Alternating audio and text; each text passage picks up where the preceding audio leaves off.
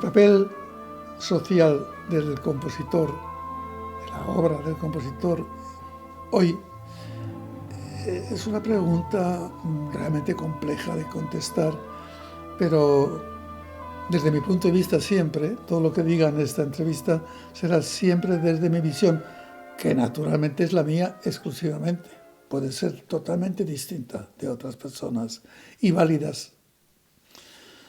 Vamos a ver, el compositor hoy, el compositor que llamamos el compositor académico, por decirlo de alguna manera, el compositor de técnica lograda a través de los estudios de conservatorio, en fin, que domina las técnicas de la composición, que son muchas y muy variadas, cada vez existe menos, porque las técnicas, la evolución de los ordenadores ha llevado a ciertos compositores, a muchos compositores, por unos mecanismos de trabajo que llevan a unos resultados estéticos que muchas veces, sin querer o sin saberlo, se alejan de los públicos. Y en definitiva, si nosotros escribimos solamente para nosotros, es inútil escribirlo. Lo que hace falta es sentarse en una buena butaca o en un jardín, tumbarse y pensar esa música que queremos solamente para nosotros. No hace falta transcribirla. Por lo tanto, yo soy de los que creo que no escribimos para nosotros. Es decir, el compositor cuando escribe, escribe para él, para su propia satisfacción. Es decir, le gusta escribir lo que le gustaría escuchar. Pero una vez ese postulado se ha resuelto, seguramente hay un círculo que no se puede evitar, que es compositor, intérprete, público. Y los tres tienen mucha importancia, cada uno en el nivel de su propio trabajo. Ese misterio que yo llamo siempre de la Santísima Trinidad, principio, medio y fin, es fundamental. Es decir, ¿interesa lo que el público piense o no piense de la música? Hay algunos compositores que dicen que no interesa para nada. Yo no, yo creo que interesa muchísimo. ¿Por qué? Porque al final es quien termina la obra. La obra, cuando está escrita, no está terminada. Para que esté terminada tiene que pasar por el arte, por la magia, por la sensibilidad del intérprete y hacerla grande esa partitura, ponerla en la vida de los que escuchan, y después tiene que aparecer otra parte importantísima, que son los que al final de alguna manera más o menos van a decidir la presencia posterior de estas músicas. Por lo tanto, yo soy de los que creo que es muy importante los tres puntos de arranque de una obra. Ahora bien, ¿hay que escribir para halagar al público? Pues yo creo que no es necesario. Lo que hay que escribir para halagarse uno mismo, pero no para nada más. Ahora bien, si además tenemos la suerte de que al público le gusta, bueno, eso es un ideal. Eso es un ideal. Así que, ¿cuál es la función socialmente la música de hoy? Es muy compleja la contestación, porque una vez dicho todo este preludio que he hecho de lo que es la técnica, entramos en el terreno de la estética. Y la estética ya configura la técnica, y la técnica configura la estética. Y ahí se produce un hecho que muchas veces los compositores piensan más en la técnica de la obra que en el resultado estético de ella. Y eso puede producir una convulsión en el público que llegue a escuchar mensajes que no es capaz de digerir y de entender. ¿Qué ocurre con esto? Pues con esto ocurre algo muy peligroso, que la música, si pierde la capacidad de integrarse en la propia sociedad que vive, hablo de la sociedad musical, pues se queda en nada o en casi nada.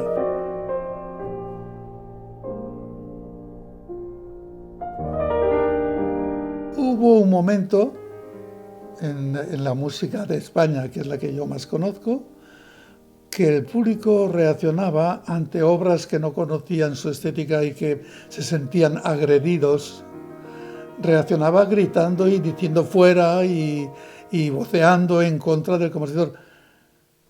Yo incluso, que no he hecho nunca, creo yo, ninguna barbaridad, incluso me patearon una obra mía del principio de mi carrera, porque había un avance, había una estética muy cercana entonces, estoy hablando de mis primeras obras, una estética muy cercana al mundo bartokiano o al mundo stravinskiano, que son dos clásicos, ¿no?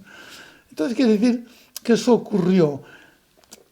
El público se ha ido también habituando, no acostumbrando, habituando a la escucha de ciertas músicas, y hay algunas que las acepta porque tienen valor, porque realmente son interesantes, porque sustrae la atención de esta obra y es interesante. Y hay otras que el público no las es capaz de asimilarlas y tampoco la protesta. Incluso aplaude por educación y nada más. Luego los comentarios vienen en el entreacto, ¿no? Pero yo creo que, como en todas las estéticas, hay música espléndida, música estupenda y música floja, incluso música mala. Esto lo tenemos en todas las épocas de la historia. Ahora bien, yo quisiera aclarar que para mi estética es un punto de apoyo muy fuerte. Yo quisiera aclarar que la música es un lenguaje de comunicación. Hay gente que cree que no. Hay algunos compositores que creen que no es ningún lenguaje y que no comunica nada. Bueno, yo creo que la comunicación de la música es tan maravillosa que efectivamente no sabría nadie decir que ha comunicado, pero le ha comunicado la emoción, que es el valor humano más importante.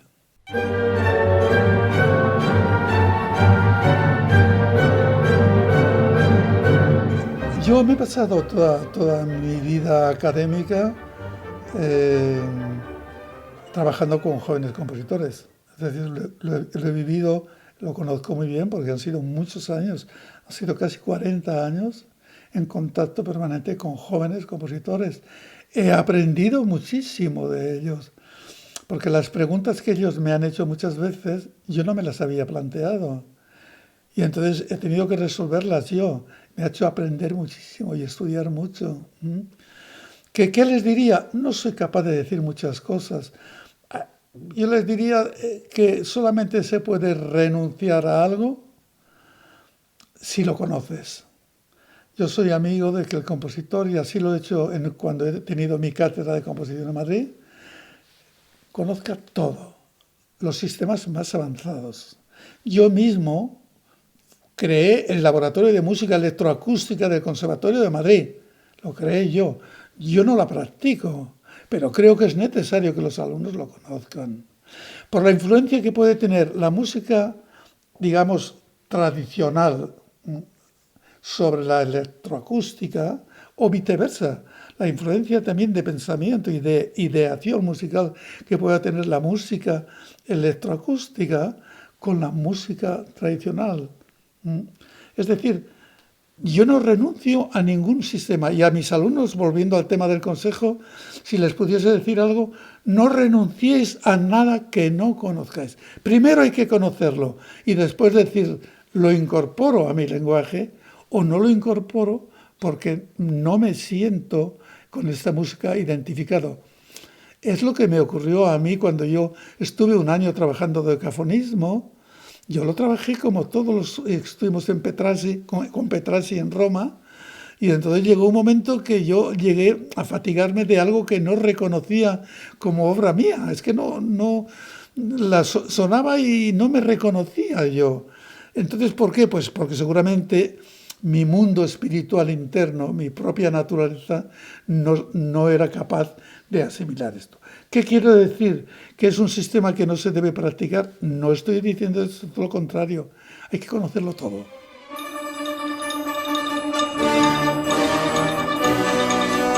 La ópera es el gran espectáculo musical donde se aúna texto y música.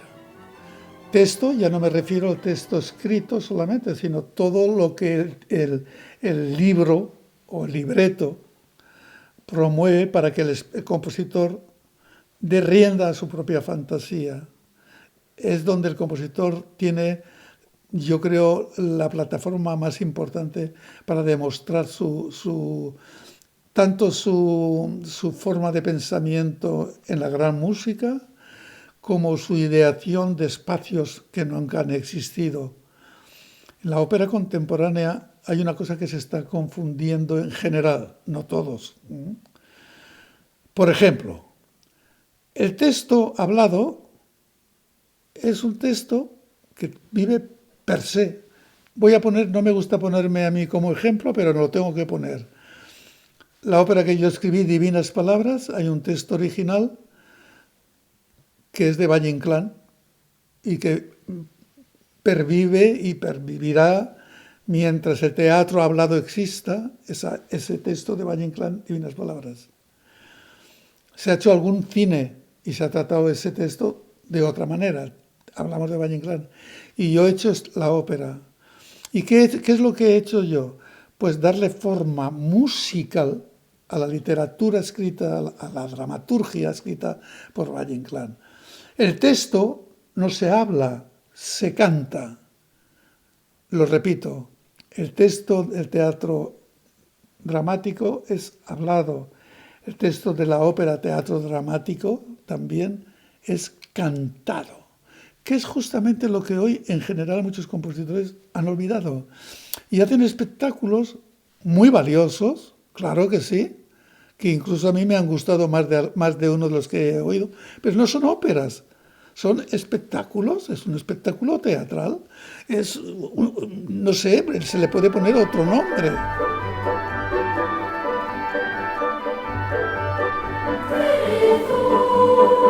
Pues es muy curioso lo que voy a contar sobre la banda. Lo primero, yo soy un defensor a ultranza de la banda, de las bandas, como vehículo precioso y preciso para la cultura musical del pueblo llano y del pueblo que no ha accedido ni a la universidad, ni a los conservatorios, ni a los grandes centros culturales. Ese pueblo que tiene sensibilidad, que vibra con la música y que la banda le da a todos. Y hablaré porque yo vengo de la banda y yo adoro las bandas. Y hoy voy a contar algo muy curioso, pero dentro de breve. Mira, he adorado siempre las bandas porque creo que yo nací en la banda y mis primeras grandes emociones las tuve de niño en una banda, la banda de mi ciudad, de Teruel. Fui un niño de la posguerra y la banda de Teruel en la posguerra, cuando terminó la guerra, existía, no había sido derruida, porque Teruel fue una ciudad derruida. La banda no, la banda se mantuvo. Mi padre nos llevó, de muy niños, nos llevó a los 4 hermanos a la banda, a la academia de la banda, para aprender música y aprender algún instrumento. Entonces, las emociones profundas que yo recibí allí, cuando ya toqué, cuando ya dejé de ser educando y me dieron un instrumento y pasé ya a tocar como educando, pero ya tocando en la banda, la emoción era un clarinete, el que yo tocaba al principio. La emoción que yo sentía cuando oía melodías, armonías, contrapuntos, colores de instrumentos, que yo no sabía que se llamaban colores, ni sabía que se llamaban contrapuntos, no sabía nada. Pero lo que sabía que había una convulsión que me ponía la piel en la máxima belleza de recibir un mensaje que no sabía cómo era. Entonces todo eso lo aprendí de niño y ha quedado en mi vida. Por lo tanto tengo un respeto para las bandas enorme. No olvidemos que la gran cantidad de grandes músicos de España y de todo el mundo nacieron o en los coros, o en la iglesia, o en las bandas. La mayoría de vocaciones. Por lo tanto, la pregunta mía está La pregunta que tengo que contestar creo que está clara. Tengo una fe total y absoluta por las bandas y hay que apoyarles como sea y hay que donarles también la posibilidad de que estas bandas puedan crecer y en algún momento para hacer conciertos donde haya esa fusión que ya se hace de banda a orquesta y que poco a poco vaya apareciendo una orquesta que al final después ya se despega de la banda y queda una banda y una orquesta. Me parece perfecto. Pero hoy no tengo más remedio que contar una intimidad. Es una intimidad, pero una intimidad que creo que en este documental que se me está haciendo debe de conocerse. Hoy he tenido un sueño. Yo soy muy soñador, sueño muchísimo. Yo creo que soy el verdadero soñador para un pueblo, aquella obra famosa de teatro. Bien, hoy he soñado que yo iba en mi tierra, en Teruel, al lugar donde se hacían los ensayos de banda, que es un edificio semimudéjar precioso, y que quería ver, pregunté, había una señora en la puerta, y le dije que quería ver el espacio, y me dijo, es que usted no es socio. Digo, pero es que yo fui alumno y aquí ensayaba la banda y quisiera conocer de nuevo cómo está. Entonces me abrió la puerta y vi una habitación enorme donde había tierra desde el principio hasta arriba, como si fuese una especie de montaña en el aula. Y era que había una cosa de tipo deportivo, donde tiraban como pelotas de gran peso y quedaban marcadas, pero ya era un espacio casi de una montaña en el propio lugar donde yo conocí. Quiero decir que hoy mismo he tenido ese sueño. Es un sueño muy curioso, habría que analizarlo. ¿Por qué lo he soñado? No, cerramos este capítulo. Pido perdón por narrar una cosa que es parte de la propia intimidad, pero creo que hay en ese sueño está la contestación de lo que yo creo de las bandas.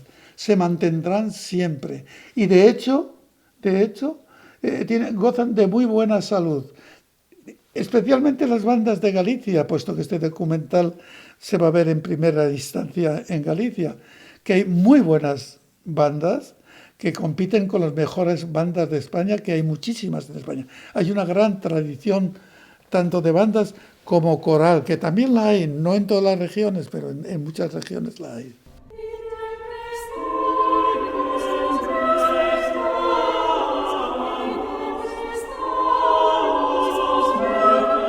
Yo soy de los también convencidos, y lo he dicho en algún foro universitario, que la música tiene que estar incluida en la universidad. Diferencias enormes. Por ejemplo, Estados Unidos, la música está incorporada en la universidad, con dos formas. Una, la cátedra o cátedras del espacio universitario profesional, es decir, donde van los que van a ser músicos profesionales, compositores, instrumentistas, directores de orquesta, musicólogos, todos. Y luego hay otra parte de esa universidad de música en la propia universidad, de esa facultad, perdón. También hay otro espacio donde se matriculan los universitarios, pero ya en otro nivel, en un nivel de que un bioquímico o un ingeniero de caminos o un arquitecto o un médico pueden estudiar música también. Pero no es esto, siendo muy importante, lo más importante. Para mí, lo que tiene verdadero mérito es que los músicos de toda actividad están en la universidad conviviendo con todos los demás universitarios.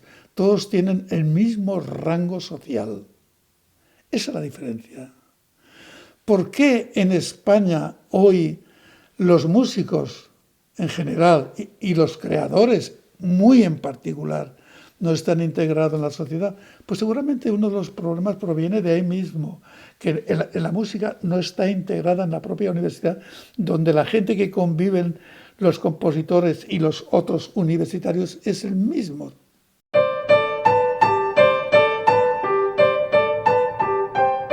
España tiene en este tema de la educación de los colegios, tiene un hándicap enorme, enorme.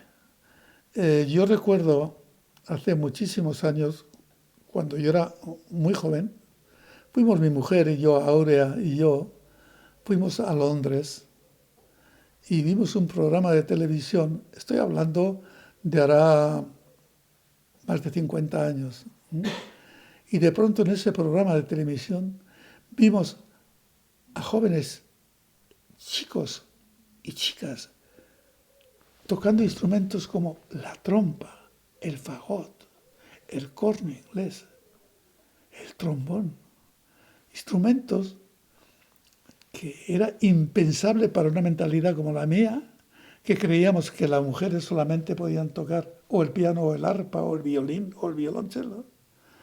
Entonces, a mí me hizo meditar muchísimo, porque eran alumnos de colegios de enseñanza media. Yo dije, pero bueno, esto en España es impensable. Iban muy adelantados en el grado medio, mucho más adelantados en Europa y en América. Y luego en la primera enseñanza, pues hombre, la primera enseñanza no podría decir qué tal funciona, sobre todo las escuelas municipales, que es donde deben de estar. No estoy en ello ahora y no lo podría decir. Ahora bien, en los colegios del Estado, yo creo que falta la práctica real de la música, es decir, enseñar deleitando, divirtiéndose, de tocar instrumentos, de cantar, de hacer música, de bailar. Yo creo que hay un déficit enorme. Y yo creo que el futuro de la música está empezando por los niños, que esos niños pasan al grado medio y ya he dicho cómo ya empiezan a tener instrumentos dentro de su enseñanza normal. Y ya cuando llegan a la universidad tienen el contacto, que están dentro de la universidad y todos sus amigos pertenecen a la medicina, física, etcétera. Y eso conlleva que luego la sociedad, cuando estos jóvenes han hecho este recorrido, cuando salen a la propia sociedad, es una sociedad muy culta y muy cercana en el pensamiento a los que son de una manera y de otra en el mundo de la cultura. No sé si me explico bien, pero es muy importante, creo yo, por lo menos para mí lo es.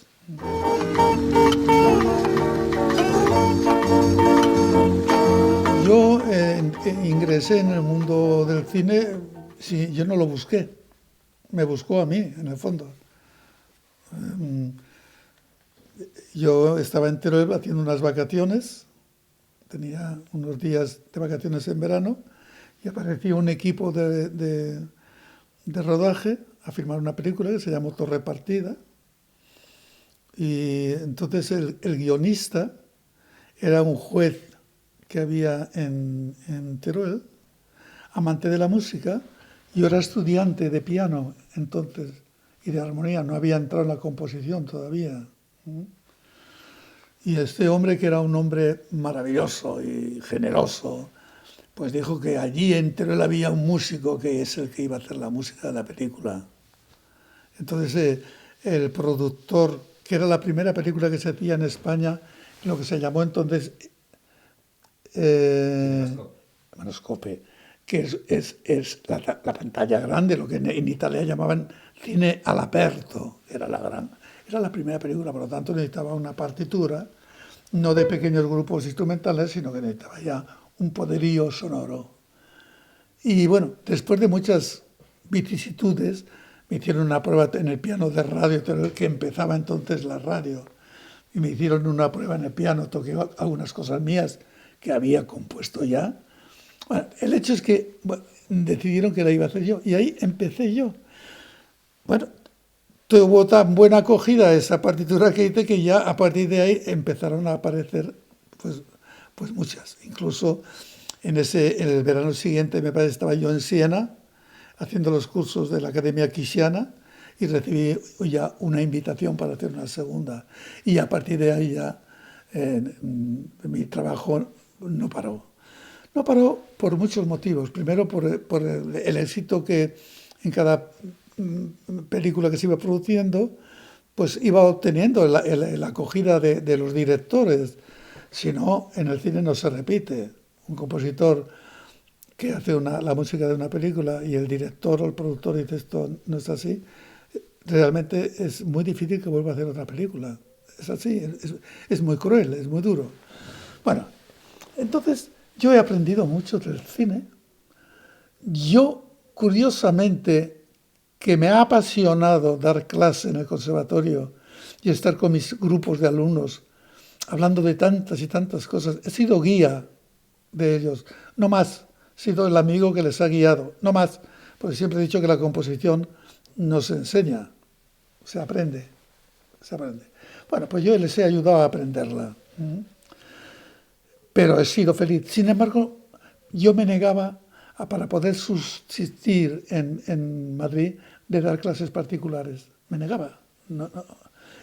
Y entonces el cine me ayudó mucho a mi propia independencia para trabajar en lo que yo he querido siempre, que ha sido mi creación particular. Por lo tanto, me ha ayudado mucho y he aprendido mucho. Y dentro del cine he hecho trabajos, como se ha narrado al principio, muy comerciales.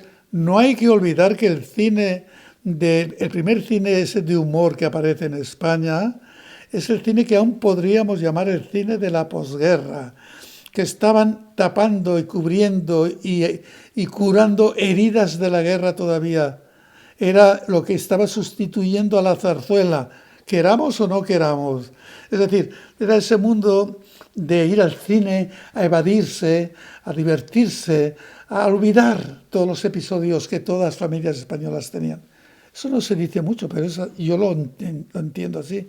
Entonces era un cine de evasión, muy bueno en algunas, otras veces menos, pero se hicieron películas muy buenas de grandes actores, un Paco Martínez Soria, vamos, eso era un grandísimo actor, y muchas.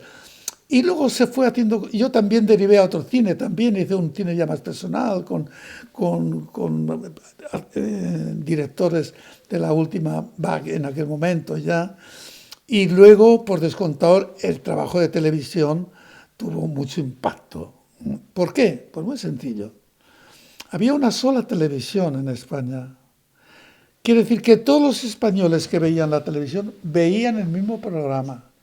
Por lo tanto, cuando aparece, pues yo creo que El hombre y la tierra, creo que todavía había una sola televisión, no estoy seguro, pero yo creo que todavía. Era toda la España que tenía televisión, veían ese programa. Y que además ocupó años. ¿Qué quiere decir? Que la música, al lado de la obra de Félix Rodríguez Lafuente, tuvo un impacto enorme. Y el trabajo mío con Félix fueron más de 8 años, codo con codo. Y aprendí muchísimo haciendo una música que tuve que inventarla un poco, porque los protagonistas eran animales, era la fauna y era la flora. Y entonces tuve que crear también distintas músicas que podían coincidir con los lobos o con el oso hormiguero o con la nutria, como hablábamos antes. Instrumentaciones bien distintas porque yo quería de alguna manera, o los vuelos de los pájaros, que acercarme a todo ese mundo. Y tuve que inventar una música que creo que fue muy interesante. Esto coincide con lo que un día yo tuve muy buena relación con el actor Bódalo, y un día me dijo, mira, yo he pasado toda mi vida en el teatro, en los escenarios, toda mi vida. A mí por la calle muy poca gente me ha saludado, casi nadie. Entonces hice un trabajo de varios días en televisión y fue para mi fama personal mucho más importante que toda la vida que había logrado en el trabajo en el teatro. Es así, es así. Cuando la televisión era una y cuando se repetía continuamente aquella música y aquellas imágenes, formaba parte de la vida de los ciudadanos. Y efectivamente eso influyó muchísimo, y tanto en la televisión como series como fueron Fortunata y Jacinta o Anillos de Oro, oye, Cervantes, fueron series muy importantes. Entonces yo estoy muy orgulloso de todo lo que yo he hecho, tanto para el cine menor o mayor como para la televisión, y desde luego todo me ha dado la posibilidad de aprender, porque tiene una ventaja la escritura para el cine. Cuando tú terminas en el mismo día que terminas, o en la misma noche, o en la misma madrugada, te vas al estudio de grabación y se hace realidad. Ese es, ¿cómo te diría? Es la mayor posibilidad que un compositor joven, que era yo cuando empecé, tiene para aprender, oír lo que hace en ese momento. Cosa que hoy, desgraciadamente, los compositores desgraciadamente no la tienen.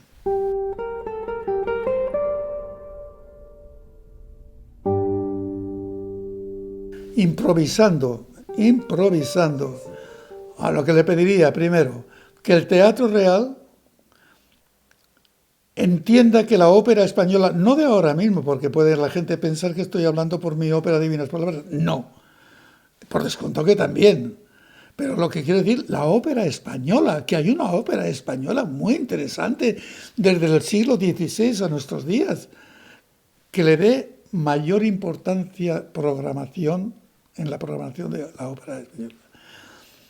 Que la zarzuela se mantenga con los presupuestos más importantes para que se hagan teatros de gran fuerza estética en el Teatro de la Zarzuela. Que los estudios musicales, el Centro Superior de Música, que es los conservatorios superiores, tengan la dotación adecuada para que sean centros verdaderamente universitarios. Y en los estudios de primera y segunda enseñanza, que le dé el valor que tenga, porque tiene mucha importancia el valor social de estos niños. Todo esto conlleva, parece que decirlo es muy fácil y hacerlo es muy difícil, pues yo creo que no, hace falta voluntad. Y por último, que el Ministerio de Asuntos Exteriores tuviese influencia en la difusión de la música española como un producto, como hace con otros productos en la difusión, los ministerios de industria, etc., pues igual el Ministerio de Asuntos Exteriores pudiese llevar fuera de España, fuera de nuestras fronteras, la gran música española. El gran teatro musical es más complicado, porque la música es un lenguaje universal y el teatro no por el idioma, la música española. Y desde luego, oye, tenemos el proyecto Cervantes, el Instituto Cervantes, que, bueno, sería un vehículo para que además de la literatura entrara también la música y sobre todo la música donde la ópera, que es texto español, las canciones que son texto español, que están poetas españoles, también tuviese una influencia enorme en el extranjero, pero siempre a través del Ministerio de Asuntos Exteriores, el Ministerio de Educación, el Ministerio de Cultura, etcétera. Todo eso es lo que yo pediría. Yo sé que es mucho pedir o poco, depende de cómo se mire.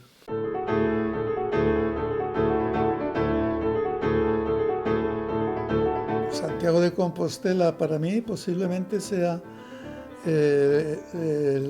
una de las ciudades de España más cercana a mi música o que yo he estado más valorado de España, una de las más importantes. Mira, mi vida musical en Santiago empezó hace muchísimos años, cuando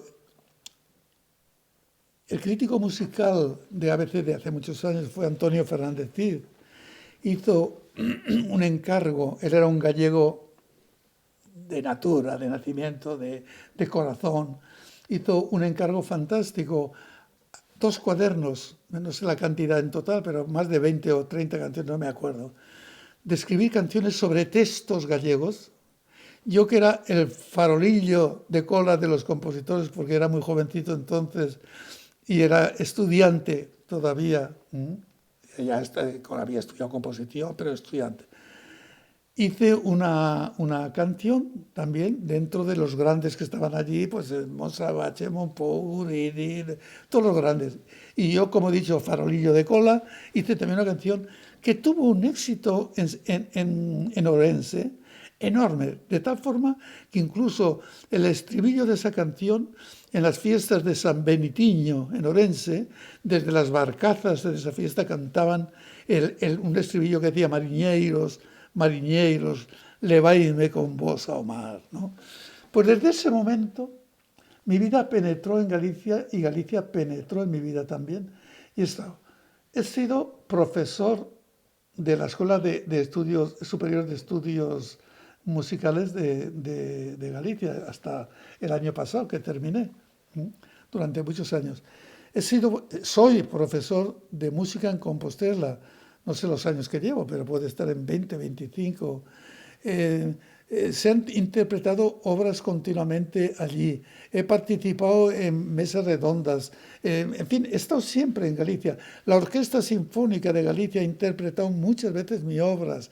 He tenido encargos también de un encargo fantástico, que fueron nada más y nada menos un homenaje que se hizo a los poetas, a los grandes poetas gallegos, que yo bauticé porque fue en el periodo xacobeo que me hicieron el encargo desde Galicia. Se llamó Las canciones xacobeas. Es un ciclo de 12 o 14, no me acuerdo, canciones sobre poetas grandes. Se estrenó allí, lo estrenamos la gran cantante Teresa Berganza y yo con orquestas de Galicia. Es decir, mi vida ha estado muy cercana siempre a Galicia y lo sigue estando. Entonces, este año me hacen también una serie de obras con la Orquesta Sinfónica de Galicia en los cursos de música en Compostela. Bueno, me siento muy, muy, muy, muy cercano a Galicia.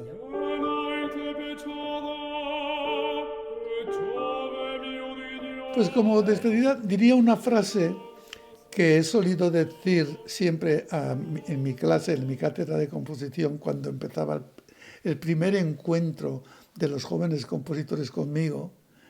Le decía una frase que reconozco que hasta que no se aclaraba la frase era muy dura, pero luego se convertía en una maravilla. Pues esto lo voy a trasplantar a las bandas. A mis alumnos les decía, queridos compañeros, en música está todo hecho. Y entonces ellos se quedaban muy asustados y seguía yo. Pero vosotros sois lo que tenéis que terminar de hacerla. Está todo por hacer todavía. Pues esto lo llevo a las bandas. Las bandas han hecho mucho, las bandas gallegas, pero está todo por hacer. Estamos empezando.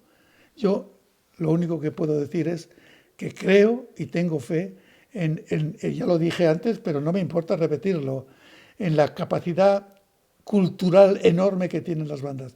Y Galicia es un ejemplo en España de lo que suponen el contenido de las bandas gallegas. Adelante y estamos empezando.